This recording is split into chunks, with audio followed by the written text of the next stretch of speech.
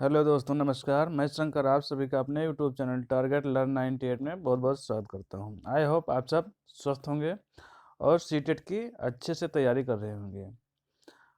आज हम आप सभी के लिए सीडीपी और ईवीएस के कुछ महत्वपूर्ण क्वेश्चन की श्रृंखला लेकर आए हैं, उसी को आगे बढ़ाते हैं। आइए, पहला क्वेश्चन है, अधिगम में डैश डैश ने प्रभाव का नियम दिया। मतलब अधिगम का प्रभाव का नियम किसने दिया? ऑप्शन है पावलोव, वाटसन, स्किनर और थॉर्नडाइक। यह इसका सही ऑप्शन होगा option D. Option D, Thorndike.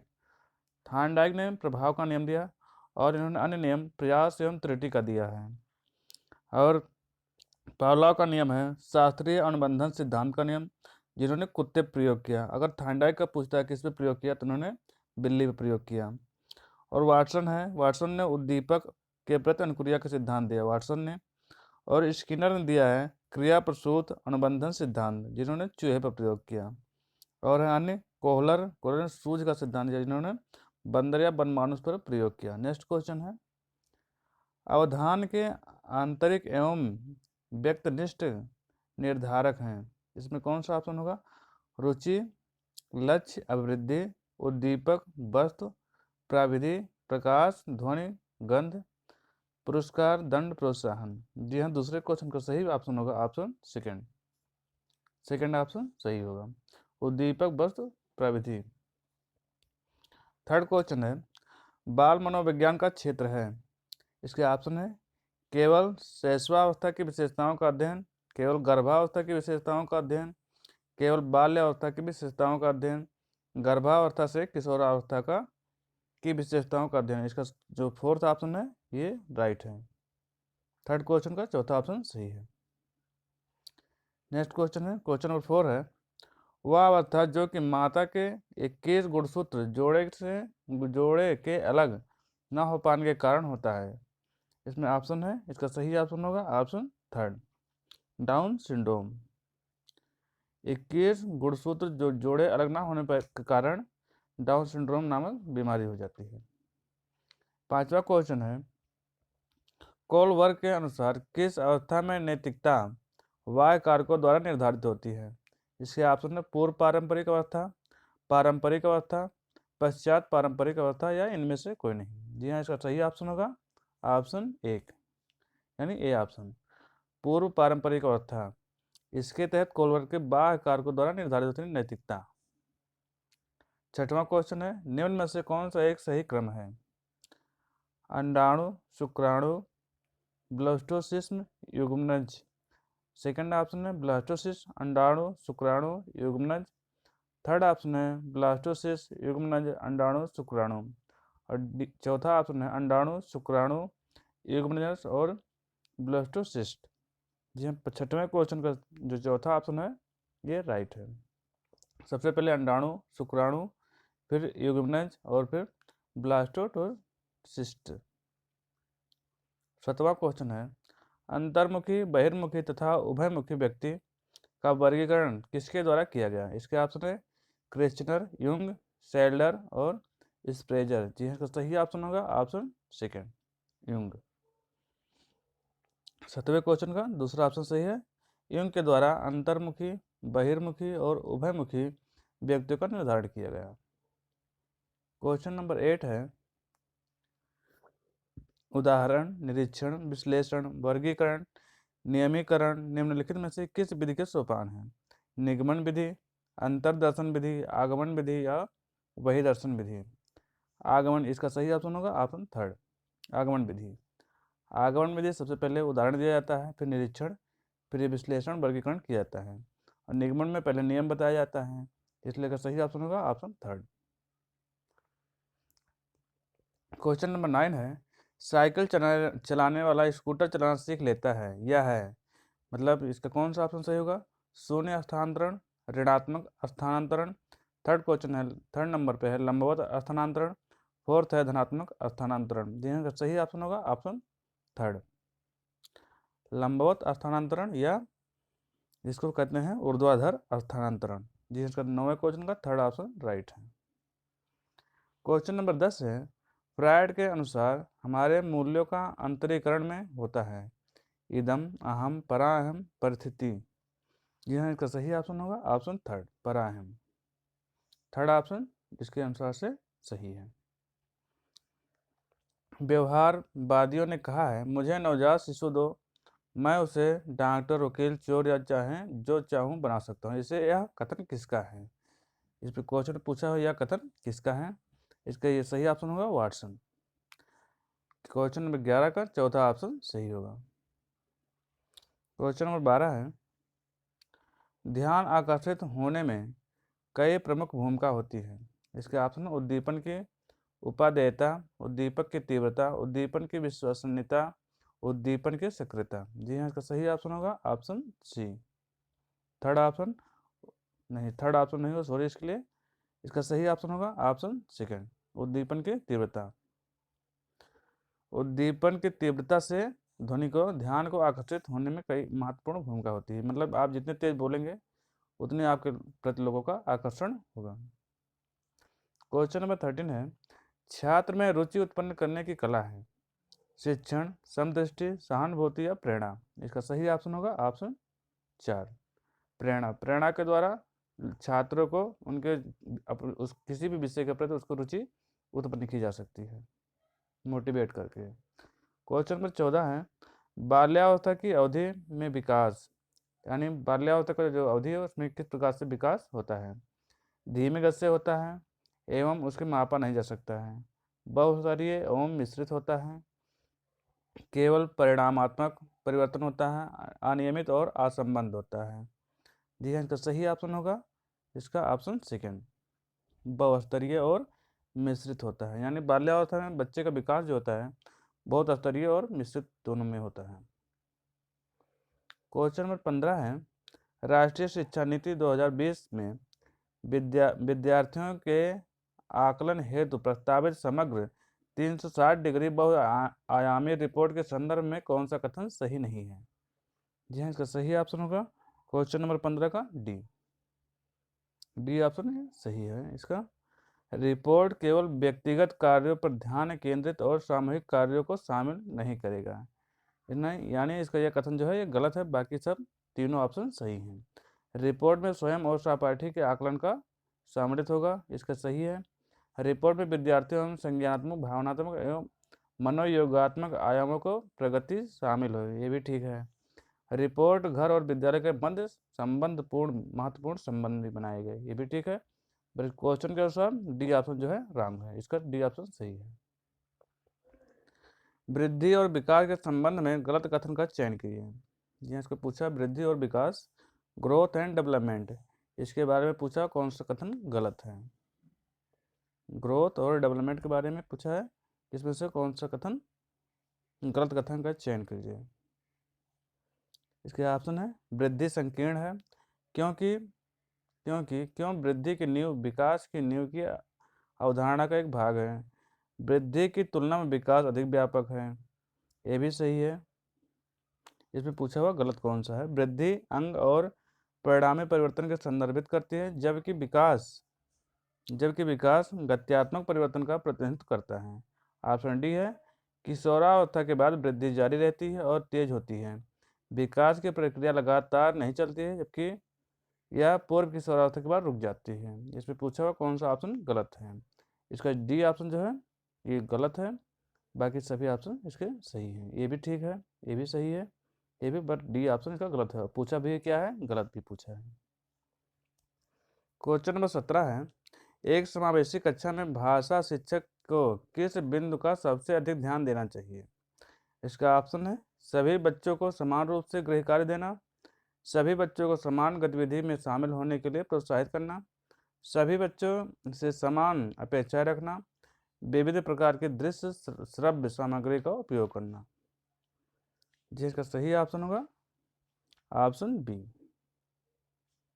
Option B भी ठीक है और ऑप्शन डी, इसका दोनों ऑप्शन सही है। इसमें से सबसे सही ऑप्शन बी होगा। एक समावेशी कक्षा में भाषा शिक्षक को सभी बच्चों को समान गतिविधि में शामिल होने के लिए प्रोत्साहित करना, और ऐसे और विस्तृत में पूछना है तो दृश्य श्रव्य सामग्री का उपयोग भी कर सकता है। क्वेश्चन नंबर 18 है, भाषा अर्जित करने में वायगोस्की ने किस पर सबसे अधिक बल दिया?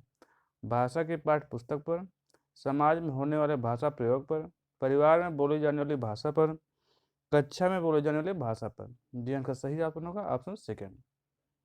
ऑप्शन सेकेंड जो है ये राइट है, समाज में होने या बोले जाने वाली भाषा के प्रयोग पर।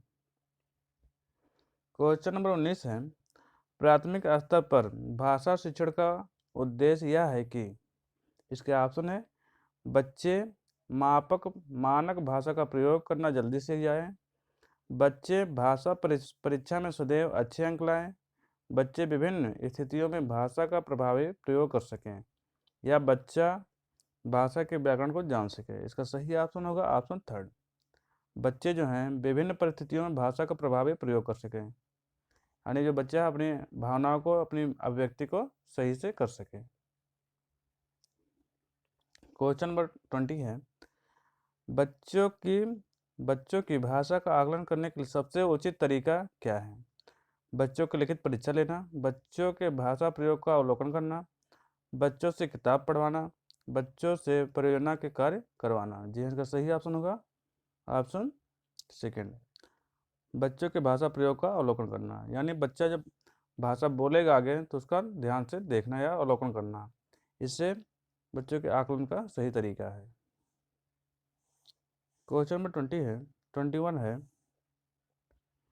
इसमें पूछा हुआ छात्राएं गणित के सवाल अच्छे से सीखती हैं, लेकिन उन्हें तब कठिनाई आती है जब उनके तर्क के विषय में पूछा जाता है। सेकंड ऑप्शन है अपनी आय के लड़कों की तरह गणित में अच्छी है। थर्ड ऑप्शन है इसका अपनी आय के लड़कों की तुलना में स्थानिक अवधारणाओं में कम कुशलतापूर्ण निष्पादन करती है। फोर्थ ऑप्शन है भाषिक और संगत संबंधी अधिक क्षमता रखती हैं। जी हाँ, इसका सही ऑप्शन होगा ऑप्शन ए। ये ऑप्शन इसका राइट है। 22 नंबर पे क्वेश्चन है, शब्दों में अक्षरों के क्रम को पढ़ने में कठिनाई का अनुभव करना और अक्सर चक्षासु स्मृति का हास्य से संबंधित है। यानी बच्चा जो होता है पढ़ने में जब कठिनाई होती है उसमें कौन सा विकार या कौन सी बीमारी के कारण होती है? इसमें ऑप्शन है डिसलेक्सिया, डिसकैलकुलिया, डिसग्राफिया और डिसप्रैक्सिया। जी हाँ, का सही ऑप्शन होगा ऑप्शन ए डिसलेक्सिया। डिसलेक्सिया वाले बच्चों को पढ़ने में कठिनाई होती है, और डिसकैलकुलिया में गणना करने में कठिनाई होती है, और डिसग्राफिया में लिखने में। जी नेक्स्ट क्वेश्चन है, क्वेश्चन नंबर 23 है, सभी के लिए विद्यालय में सभी की शिक्षा निम्नलिखित में से किसके प्रचार व्यापक हो सकता है? संसक्तशील शिक्षा, समावेशी शिक्षा, सहयोगात्मक शिक्षा या पृथक शिक्षा। जी इनका सही ऑप्शन होगा ऑप्शन सेकेंड समावेशी शिक्षा। सभी के लिए विद्यालय में शिक्षा और सभी के लिए शिक्षा का इसका सही प्रचार क्या होगा? समावेशी शिक्षा। यानी समावेशी शिक्षा में सभी बच्चों को एक साथ पढ़ाया जाता है। क्वेश्चन नंबर 24 है, प्रवाहपूर्ण व्याख्या मौलिकता और लचीलापन के संबंध के साथ संबंधित तत्व हैं। प्रतिभा, अपसारी चिंतन, गुण या त्वरण। जी हाँ, का सही ऑप्शन होगा ऑप्शन सेकंड अपसारी चिंतन। क्वेश्चन नंबर 25 है, प्राथमिक स्तर की पाठशाला पाठ्य पुस्तकों का निर्माण करते समय आप किस बिंदु पर ध्यान देंगे? क्वेश्चन नंबर 25 का कौन सा ऑप्शन होगा? इसका ऑप्शन है प्रसिद्ध लेखकों की रचनाएं शामिल हों, हिंदी भाषा के वैविध्यपूर्ण रूप शामिल हों, उद्देश्यात्मक पाठ शामिल हों, कहानियाँ अधिक से अधिक शामिल हों। जी हाँ, इसका सही ऑप्शन होगा ऑप्शन सेकंड ऑप्शन इसका राइट है, हिंदी भाषा के वैविध्यपूर्ण रूप शामिल हो। जी हाँ दोस्तों, अगर आपने हमारे चैनल को सब्सक्राइब नहीं किया तो सब्सक्राइब कर लें और अपने दोस्तों को भी इसको फॉरवर्ड करें ताकि वो भी सब्सक्राइब कर लें और महत्वपूर्ण जानकारी प्राप्त कर सकें। जी दोस्तों, क्वेश्चन नंबर 26 है, पाठ के अंत में अभ्यास और गतिविधियाँ देने का उद्देश्य क्या है? बच्चों को अभिव्यक्ति का अवसर देना, बच्चों को व्यस्त रखने हेतु गतिविधि कर बनाना, बच्चों को याद करने हेतु सामग्री उपलब्ध कराने में सहायता करना। ऑप्शन डी है गृह कार्य की सामग्री जुटाना। जी इसका सही ऑप्शन होगा बच्चों को अभिव्यक्ति का अवसर देना। जो पाठ के अंत में दिया रहता अभ्यास और गतिविधि, उससे क्या होता है, बच्चों को अभिव्यक्ति का अवसर प्राप्त होता है। इसका ये ऑप्शन जो है 26 का सही है। क्वेश्चन नंबर 27 है, प्राथमिक स्तर पर एक भाषा शिक्षक के से सर्वाधिक अपेक्षा है। इसका ऑप्शन है पाठ्य पुस्तक में दी गई सभी कहानी कविताओं का कंठस्थ करवाना, ये तो नहीं होगा, इसमें पूछा है सर्वाधिक अपेक्षित है, इसका फर्स्ट ऑप्शन रंग होगा। बच्चों को मानक भाषा का प्रयोग सिखाना, ये भी नहीं हो सकता है। कक्षा और कक्षा के बाहर बच्चों के भाषा प्रयोग के लिए प्रोत्साहित करना, ये हो सकता है। बच्चों को निरंतर परीक्षा लेना, ये भी नहीं, इसका तो थर्ड ऑप्शन है, ये सही है।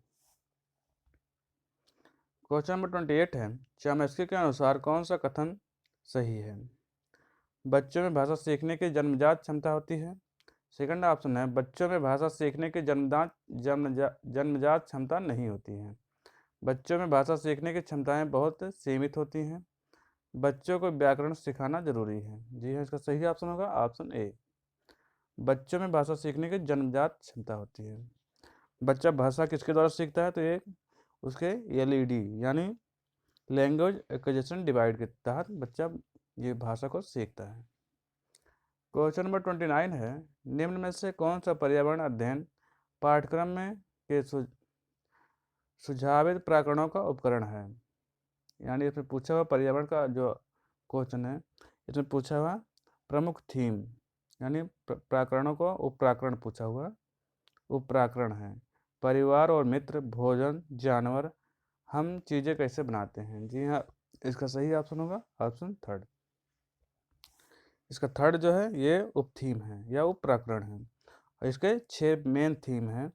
एक है परिवार, भोजन, थर्ड है पानी, परिवार, भोजन, पानी, और आवास,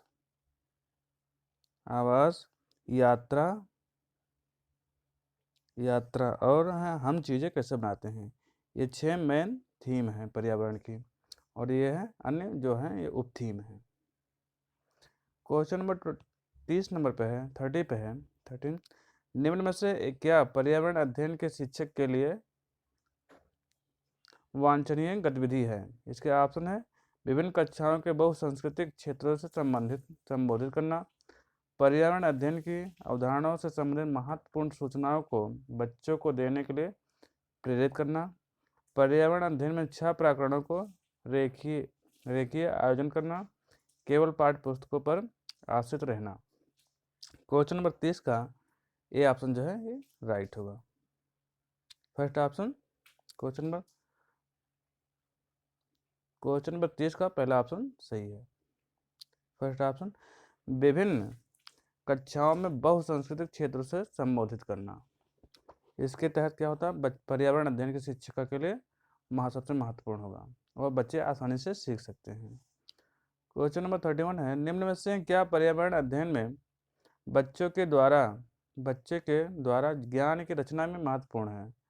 बच्चों का सक्रिय भाग लेना, बच्चों के समुदाय के सदस्य, पर्यावरण अध्ययन एवं पर्यावरण अध्ययन के पाठ्य पुस्तकों में दी गई व्याख्या की परिभाषा।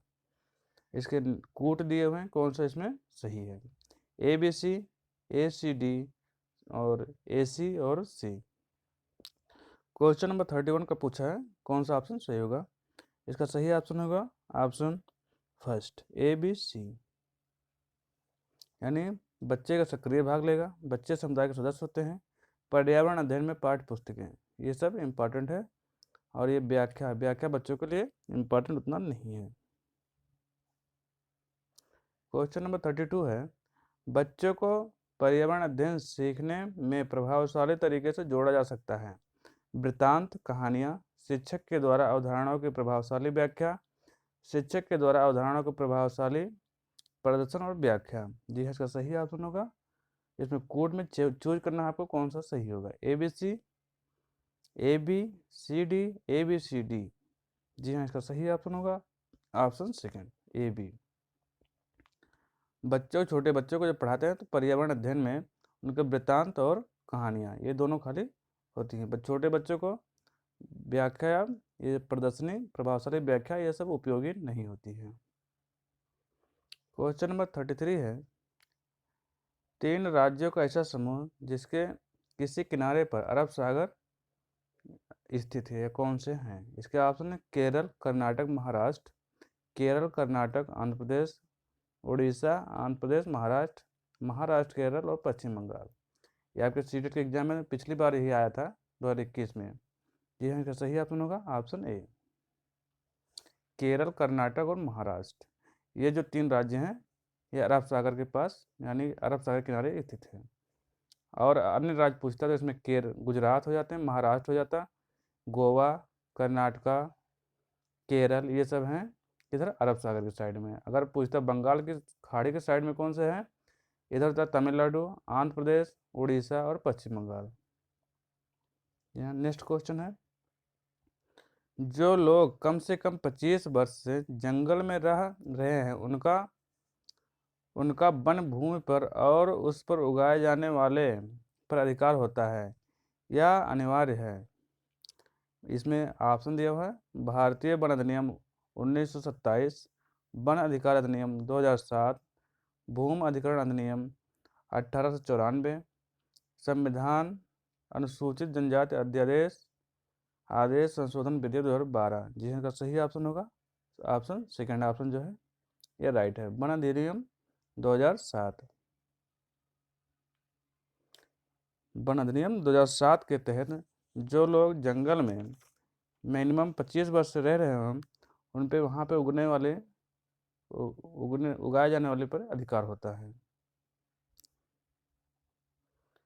क्वेश्चन नंबर 35 है, कुड़ुख। कुड़ुख जो है कहाँ के लोगों के स्थानीय भाषा है? इसके ऑप्शन है मिजोरम, मणिपुर, अरुणाचल प्रदेश, झारखंड। जी हाँ, इसका सही ऑप्शन होगा ऑप्शन डी यानी झारखंड। कुड़ुख जो है ये झारखंड की जनजातियों की भाषा है। झारखंड हो गया, छत्तीसगढ़ हो गया, इधर के जो एरिया है यहाँ पे कुड़ुख जनजातियों द्वारा बोली जाती है। कुड़ुख भाषा में तोरांग का अर्थ है, कुड़ुख भाषा में तोरांग का अर्थ है, मतलब तोरांग का क्या मतलब होता है? वन, कृषि, नृत्य, संस्कृति। जी का सही ऑप्शन होगा ऑप्शन ए, वन। कुड़ुख भाषा में तोरांग को वन कहा जाता है। क्वेश्चन नंबर 37 है, हमारे देश के जंगलों में से एक ग्राम परिषद पंचायत टीन नामक एक विशेष इकाई में खेती के लिए आदिवासी लोगों को भूमि आवंटित की जाती है। तो टीन क्या है? एक वह भूमि जिस पर एक किसान का एक टीन बीज उगाता है, वह भूमि जिस पर एक किसान एक टीन बीज उत्पादित करता है, आदिवासी किसानों के लिए विशेष रूप से रूपांकित की गई भूमि का एक इकाई। जी हाँ, इनका सही ऑप्शन होगा ऑप्शन थर्ड, आदिवासी किसानों के लिए विशेष रूप से रूपांतरित की गई भूमि जिसपे किसान जो होते हैं आदिवासी लोग होते हैं वो एक टीन बीज वहाँ पे बोते हैं।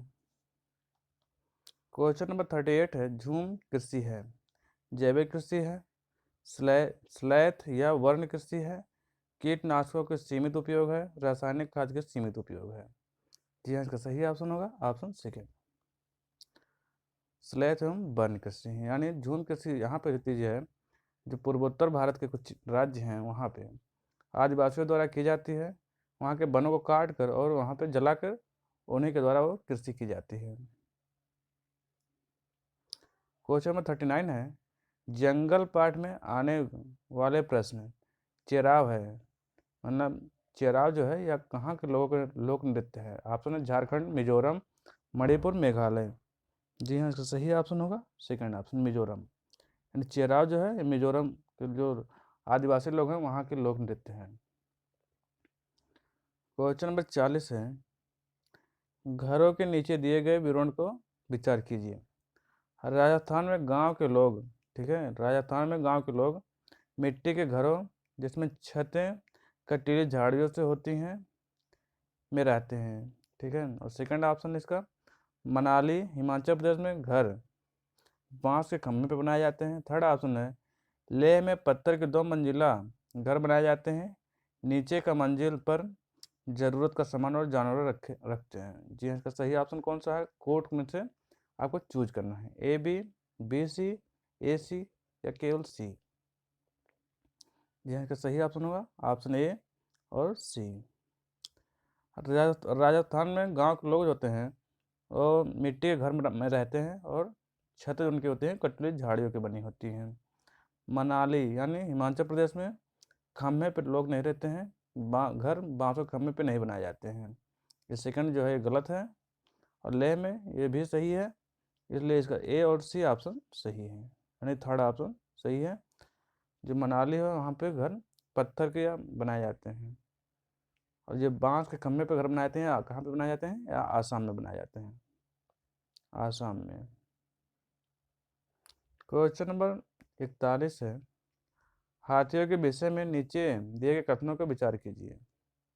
हाथी बहुत कम आराम करते हैं, यह एक दिन में केवल 2 से 4 घंटे सोते हैं। एक बड़ा हाथी एक दिन में 200 केजी यानी 2 कुंटल से अधिक पत्तियाँ और झाड़ियाँ खा लेता है।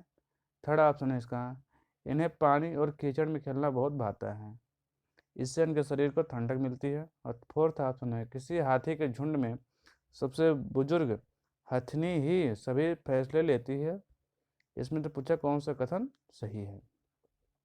इसके कूट हैं ABC, BCD, CDA या ABD। इसके देखिए, हाथी बहुत कम आराम करती है और एक दिन में 2 से 4 घंटे सोती है, ये राइट है, सही है। एक बड़ा हाथी एक दिन में 200 नहीं है 100 केजी होता है, 100 केजी से अधिक पत्तियाँ झाड़ियाँ खा लेती है, यानी इसका सेकंड ऑप्शन जो है ये रॉन्ग है। उन्हें पानी और कीचड़ में खेलना बहुत भाता है, ये भी सही है। हाथियों की झुंड बुजुर्ग हथनी ही होती है, यानी इसका जो थर्ड ऑप्शन है CDA ये राइट है, बाकी सब गलत है।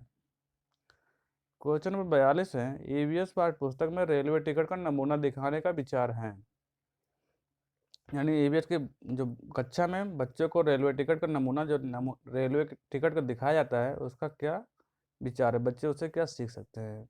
इसके ऑप्शन है, छात्रों को रेल किराए के बारे में बताना, या बताना है ज्ञान प्रदान करना, निर्णय लेने के लिए छात्रों को कौशल को बढ़ाना, उन्हें टिकट के उपयोग किए जाने वाले विभिन्न संक्षिप्त अक्षरों का ज्ञान कराना, वास्तविक जानकारी के साथ बातचीत करने और अवलोकन के कौशल को विकसित करने का अवसर देना। जी हाँ, इनका सही ऑप्शन होगा फोर्थ ऑप्शन। फोर्थ ऑप्शन जो है ये राइट है, यानी वास्तविक जानकारी के साथ बातचीत करने और अवलोकन के लिए कौशल को विकसित करने का अवसर देना। क्वेश्चन नंबर 43 है, निकोटीन निकोटीन के उत्पादन को उत्तेजित करता है। इसके ऑप्शन है टेस्टोस्टेरोन, एस्ट्रोजन, डोपामाइन, उपरोक्त सभी। जी हाँ, इसका सही ऑप्शन होगा क्वेश्चन नंबर 33 का सी ऑप्शन, डोपामाइन। डोपामाइन जो है ये निकोटीन के उत्पादन में उत्तेजक का काम करता है।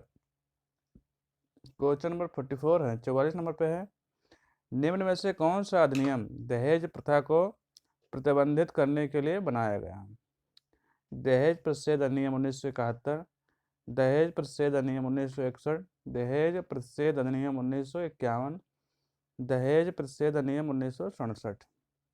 जी हाँ, का सही ऑप्शन होगा ऑप्शन सेकंड, दहेज प्रतिषेध अधिनियम 1961। क्वेश्चन नंबर 45 पे है, अमूल क्या है। ये अमूल जो दूध आप सब पिए होंगे उसमें पूछा है वो कौन सी संस्था है, सरकारी संगठन, सहकारी संगठन, निजी कंपनी, NGO। जी हाँ, इसका सही ऑप्शन होगा ऑप्शन ए, सहकारी संगठन, यानी कोऑपरेटिव संस्था है वो। क्वेश्चन नंबर 46 है, धूम्रपान करने वालों के डैश में सूजन आ जाती है, कहाँ पे, कंठनाली में, स्वररज्जु में, श्वसन तंत्र में, उपरोक्त सभी। जी हाँ, का सही ऑप्शन होगा ऑप्शन डी, जो लोग धूम्रपान करते हैं उनके कंठनाली में, स्वररज्जु में और श्वसन तंत्र में सूजन आ जाता है। आज का लास्ट क्वेश्चन है, क्वेश्चन 47 है, 2009 का RTE यानी राइट टू एजुकेशन अधिनियम क्या है। ऑप्शन है, यह 6 से 16 वर्ष की आयु के प्रत्येक बच्चे को निःशुल्क और अनिवार्य शिक्षा का अधिकार प्रदान करता है। सेकंड ऑप्शन है, यह 6 से 14 वर्ष की आयु के प्रत्येक बच्चे को निःशुल्क और अनिवार्य शिक्षा का अधिकार प्रदान करता है। थर्ड ऑप्शन है, यह 6 से 14 वर्ष के आयु के बालिकाओं को निःशुल्क और अनिवार्य शिक्षा का अधिकार प्रदान करता है। क्वेश्चन नंबर डी है, यह 6 से 16 वर्ष की आयु के बालिकाओं को निःशुल्क और अनिवार्य शिक्षा का अधिकार प्रदान करता है। जी हाँ, इसका सही ऑप्शन होगा ऑप्शन बी। ऑप्शन बी जो है ये राइट है, यानी यह 6 से 14 वर्ष की आयु के बच्चों को निःशुल्क और अनिवार्य शिक्षा का प्रदान करने का अधिकार देता है। जी हाँ दोस्तों, आज हमने आप सभी के लिए 47 क्वेश्चन लेके आए थे, जो एग्जाम की दृष्टि से बहुत ही महत्वपूर्ण क्वेश्चन थे। जी हाँ, अगर हमारा वीडियो आप सभी को पसंद आया हो, इसको लाइक करें, शेयर करें, सब्सक्राइब करें, अपने दोस्तों को जरूर ये भेजें ताकि उनका भी एग्जाम में अच्छा नंबर ला सकें। थैंक यू दोस्तों।